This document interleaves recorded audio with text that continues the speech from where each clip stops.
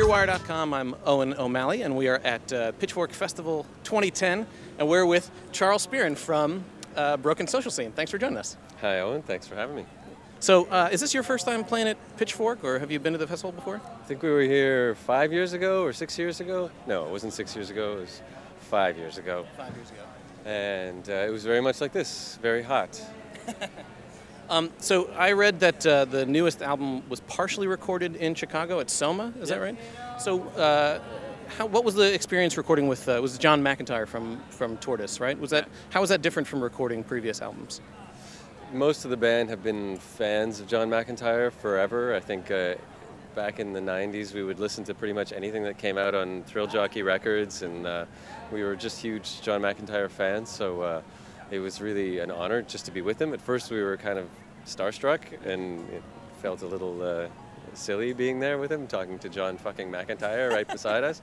But you know, eventually it sort of calmed down a bit. And I think one of the things that he brought to the recording process was a sense of confidence and a sense of patience. Like, just being with him in the room. He doesn't really offer a lot of criticism and enthusiasm at first. He just lets us kind of figure it out and lets all of our options come out. He doesn't really direct us. And it's really nice to have a producer who allows us to fully explore every avenue. We actually recorded 40 songs while we were there, or partially recorded 40 songs, just to try and find the direction. And it was a really wonderful experience. So that's kind of was like sort of my next question was what is the no that's great, no, it works great. I feel like most bands, their sort of recording process is like they'll write a song together and then they'll demo it and then record it. It sounds like it's very different for this album. Yeah, I mean, we've never really worked that way. We spent a week doing pre-production, and that means we wrote 35 songs, 40 songs in a week, and they were just sketches. When I say songs, I just mean a few ideas here and there. Was that in the studio too? No, that was in my garage. Okay. And then we came to the studio, and we did bed tracks for, I don't know, 10 or 15 of those, just to see where they went. And then basically we just lived in Chicago and in Toronto. We lived in the studio, and every idea that came up was a yes. So we'd record them all and then add whatever overdub anybody felt was a good idea. You know, sometimes you think the song is going in one direction, but we realized there's so many people in the band that you have to let go and let everybody add their part, and then the next thing you know, the song's going over here. So what it ends up is the song becomes more of a Broken Social Scene song than a personal song. And I think that that's one of the things that John actually brought together, was that sense of it being a band album rather than any one person's album. So, has that ever been a difficult thing to navigate, sort of like whose ideas get on a record and whose ideas don't? I think it was, it got a little bit challenging, I think, with the self-titled record. And then after that, Brendan and Kevin went off and did their own records, because I think it's very healthy to actually take the reins and say, let's go this way. And so Brendan and Kevin both got to do that. I put out my own record, and I put out a couple records with Do Makes I Think as well. So when we were back together as a band, we were ready to let go of the reins a little bit and see where it goes. So it is difficult, but it's also it's good to do it both ways, I think. Yeah. So it sounds like it's actually a pretty democratic process.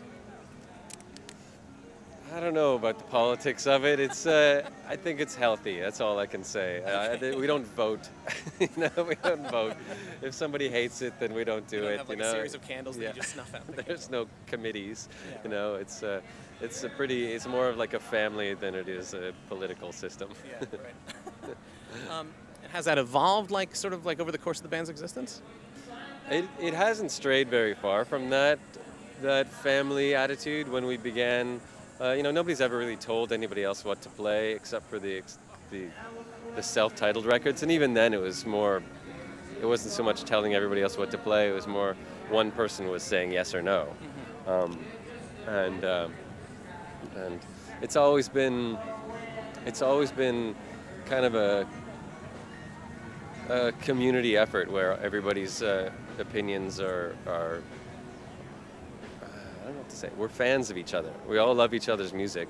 Mutual admiration. Yeah, we trust each other's tastes for the most part. Sometimes we get, stuck on our own opinions, but everybody does that. So, right. Yeah. And I mean, did John McEntire kind of fit into as a producer? Is he sort of hands-on technical producer, or was he more of sort of like guiding songs, like as a member of the band, like that? He's much more of an engineer producer. Like you're basically living in his mind when you're in his studio. Like all of his gear, it's not just recording equipment, but he has all these keyboards and guitars and amplifiers and stuff. And he just basically lets you play with his toys for a while, and then come up with your own chemistry out of it, your alchemy or whatever. And then he's there quietly putting the right microphone at the right place at the right time and pressing play at the right time. It's a really peaceful environment working with him. And then after we've spent the day recording where he doesn't say a word, then we go out and have drinks afterwards, and we talk about where the record is going, and we talk about life and everything. Cool. But generally in the studio, he doesn't say too much. He's just kind of an engineer. Right. Did you record onto tape for this, or was it sort of Pro Tools, or how did you work that in the studio? Yeah, we recorded onto Pro Tools, and then occasionally we would put, say, the drums onto 2-inch tape and then bring them back onto Pro Tools. Okay. But for the most part, it was all Pro Tools. I mean, he has tons of amazing analog gear. Yeah. So there was, all these tube preamps and all these great ancient compressors from the First World War, maybe the Second World War rather. But there was just so much. There was a lot of analogness. Do you notice a big difference, like recording on digital versus like a tape medium? I think the biggest difference isn't so much the sound quality. The difference is more about limitations. And when you have limitations, you challenge yourself in other ways. I mean, I used to do recordings. The first Broken Social Scene recording was done on an 8-track. And when you have 8 tracks to work with, you have to think differently. You think, okay, well, I've got these 2. I could bounce them to 1 because they don't need to be stereo. And there's all this different, puzzles involved in it. And I think that brings out a different kind of music as well. So I think that's the main difference between analog and digital. It's your state of mind. Yeah. The sound quality is obviously there, but that's just a matter of opinion. Like one can sound better than the other depending on how you feel.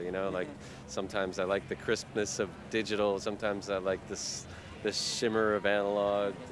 It all gets into. It's not like a necessity. It's not one versus the other. It gets into strange metaphors when you start talking about sound quality, right? But the main thing is how to sort of approach it as a puzzle when you have limitations.